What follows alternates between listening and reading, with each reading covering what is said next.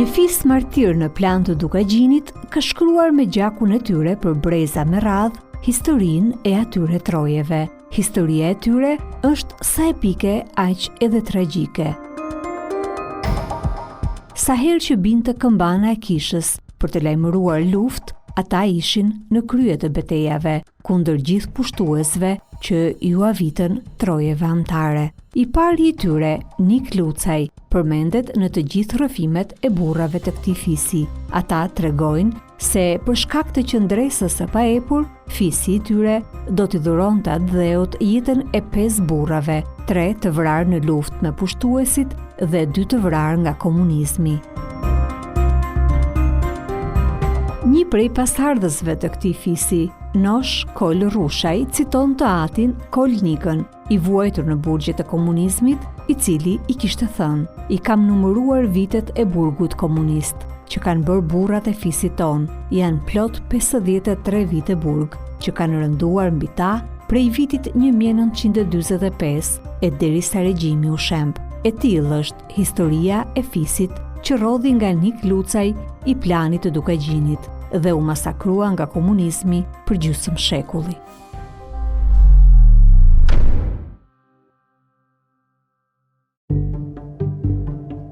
Studiuesi dhe gazetari Prel Milani e njeh mirë historinë e fisit të Prelnikës, sidomos të atyre viteve të lavdishme kur burrat e këtij fisi luftonin në çdo luftë kundër pushtuesve që mësynin në ato troje. Është një derë e madhe parike e Malësisë së Dukagjinit. Me origjinë janë nga fisi i madh i Mërtorit, që është një nga 12 fiset e zanafillës së maleve shqiptare.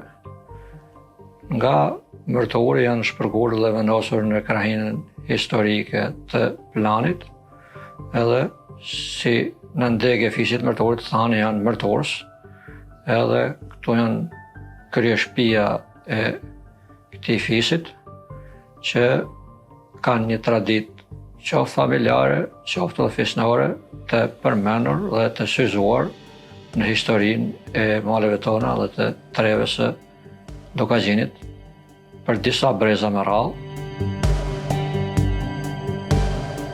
Gjergj Prela rrjedh prej degës së Nok Prelës, njërit prej 2 djemve të Prelnikës, dhe ai e tregon historinë e fisit të tij që prej 4 shekujve më parë, kur ata e lanë Mërturin dhe u ngulën në plan të Dukagjinit. Na si fis kanë ardhur prej Mërturit, dikon 400 vjet më parë ose më saktë të 13 brez. Kena zonë të ku janë edhe sot, kena jetu në periudhë deri tash. Jena kanë një shtëpi që moshkujt e kësaj shtëpie kanë marrë pjesë për lufta, kudo që kanë i bërë luftet në veri të Shqipënisë, ka dalë kushtrimit, ta kanë marrë pjesën ta.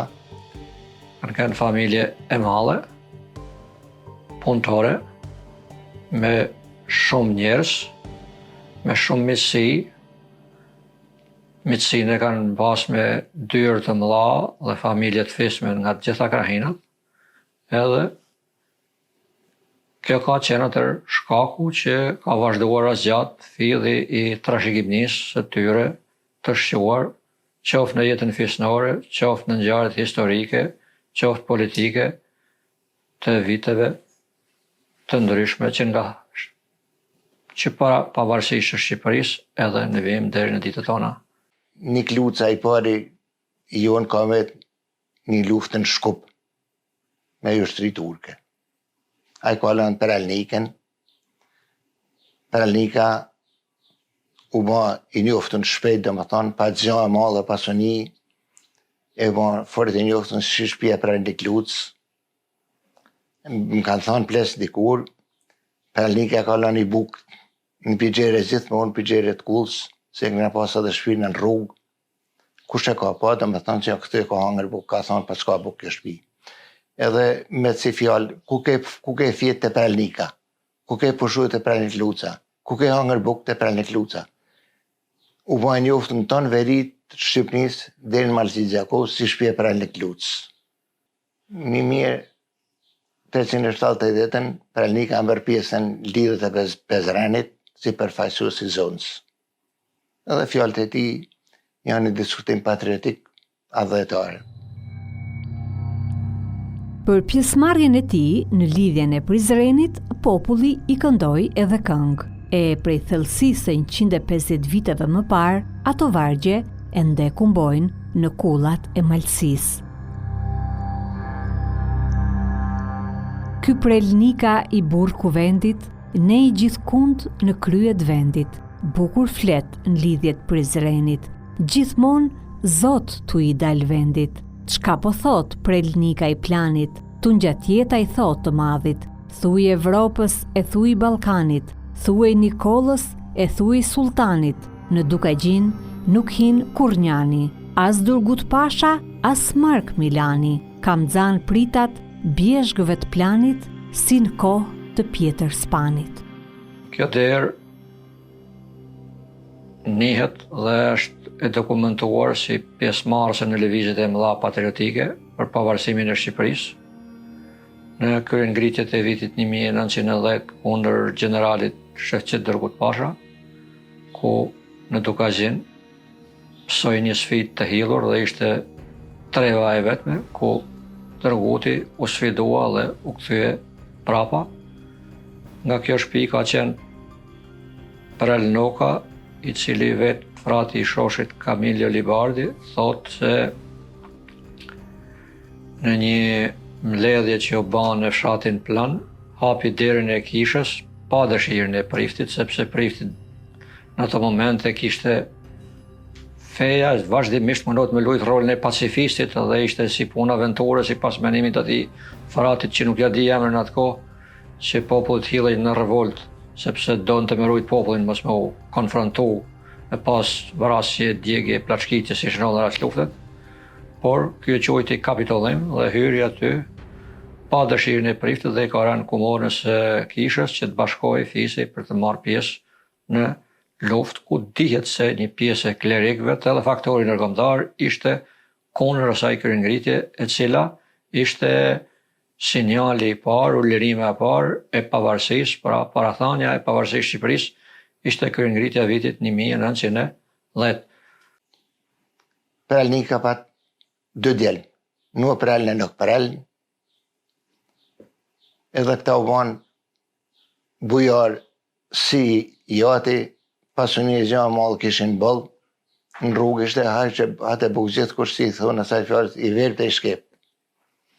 Edhe këta u banë, edhe këta luftarë gjithë kur ishte i vatër zjarrit, luftet, që i dalte i kushtrim, të ishin gatshëm me marrë pjesë.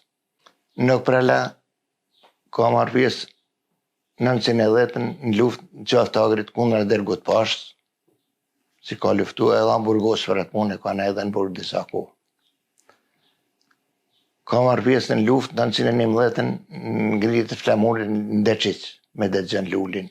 Mas ardhës Durgut Pashës në Shkodër, këta Burgosin ka në disa muaj në Burg, ka thyrë burgun, e ka dalë jashtë vetë i dyti, ka jetu malit disa kohë. Nga kjo derë kanë shquar dhe në shkëlqyer në vitin 1915 pas 5 vitesh, kur kemi inkursionin e ushtrive serbo-malazeze në territorin e Dukazhinit, edhe kemi disa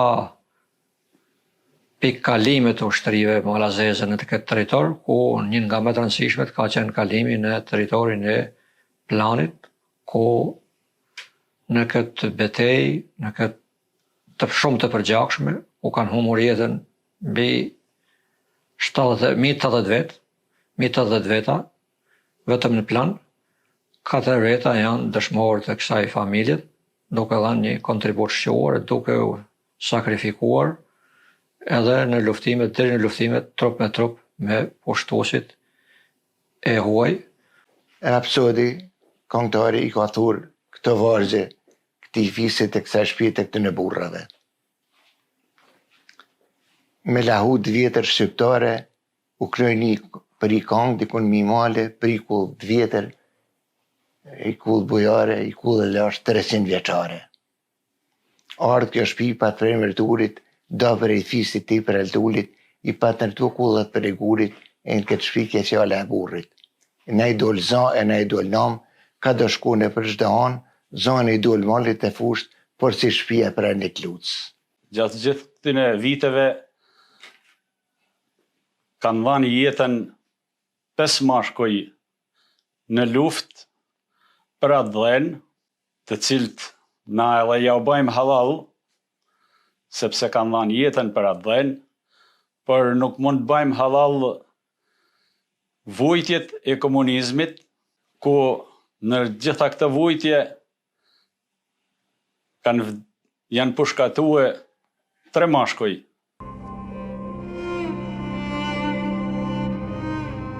Gjergji shpjegon se martiri i parë i fisit të tyre ishte djali i vetëm i vëllait të stërgjyshit të tij, Kol Ndou, i vrarë në vitin 1913 në luftë kundër serbëve. Pas tij, një tjetër histori tragjike shënohet po në luftë kundër serbëve dhe këtë herë viktim ishin të 2 vëllezërit, stërgjyshi i tij Nuk Prela, të cilin e masakruan serbët me bajonetat e armëve në vitin 1915 dhe po në atë betejë edhe i vllai Ndue Prela.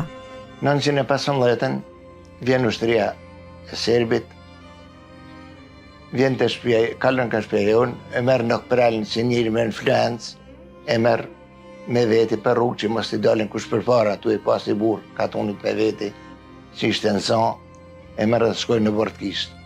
Kur shkoj në Bordkisht, vjen grupi tjetër i ushtrisë, edhe marrin vllain Nuk Prelën që pa të shtëpia dhe i djegun edhe i nezin edhe shtëpinë. Ky kur pa se ja morën vllain, ka vjen te kisha, kishën e kur pas 200 metër vija i rrugë larg shtëpia, jo më larg. Ky kur pa se ja nezën shtëpinë, ja morën vllain, ka vjen te kisha. Ky mori gun shkollë kishte dhe i ra kapitanit serb e hapi kryt e myti. Atëherë Nuk Prelën aty kanë thënë me bajoneta për mos me bë push me një plane se krisi pushka, se kishin ushtrisë përdorur në plan. Edhe kanë thënë me bajoneta Nuk Prelën. 1915 kje i parë dëshmor i 1915 si kanë dekë 70 sa burra, o kanë Nuk Prela. Nuk Prelën e pushkatuar me ata burra tjere të kur të mloj thoni venet një grajnë dhe në rrugë Shalës. Pas vrasjes së këtyre 3 burrave të këtij fisi, Gjergji dëshmon se pasardhësit nisën të fuqizohen sërish. Nga dega e stërgjyshit të tij do të rriteshin plot 9 djem, që do të mbanin biemrin Toma dhe Nika, ndërsa nga dega e vëllait të stërgjyshit do të rriteshin 3 djem të rima dhe të shkolluar, që do të mbanin biemrin Thani. Gjergji e vijon historinë e tyre me degën nga rrjedh ai vet, duke nisur nga gjyshi i tij Tom Noka dhe vëllai i tij Nik Noka. Nuk Prela pat 2 djelm, Tom Noka dhe Nik Noka. Edhe këta u banë të njëjtë si të partë e tyne. Luftar, turët, bujar, shpi buket e beset e promenën të ndukaqen.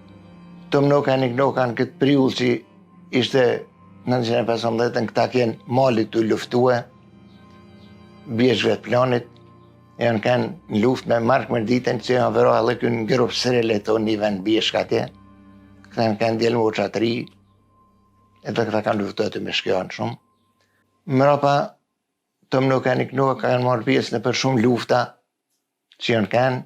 Nik Noka 1920 ka luftuar në luftë Koplikut, e në sukat Moksetit, kundra serbit. Tom Noka e Nik Noka 1924 kanë luftuar të Uramesit kundra Zogut. Pra do me thonë, kërë tjeta këtëne mashkull ka shkone për lufta, gjithkun. Kjo është gjyshi jem Tom Noka, edhe kjo ka marrë pjesë në për lufta të Uramesit në shumë vene tjerë, bashkë me të vllain me Nik Nokën. Vitet e pas pavarësisë kanë qenë të luftës parë botërore, kanë qenë vite dramatike për shqiptarët.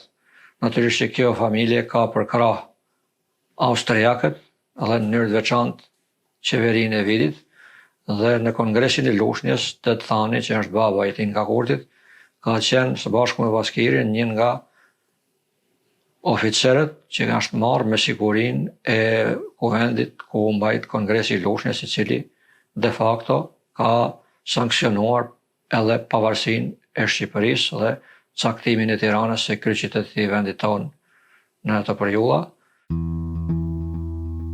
Gjergji e kthen rrëfimin e tij sërish tek martiri i parë i fisit, vrarë në vitin 1913, Kol Ndou, kushëriri i parë i gjyshit të tij dhe e tregon për fatin e djemve të tij që mbajten më pas mbi emrin Thani.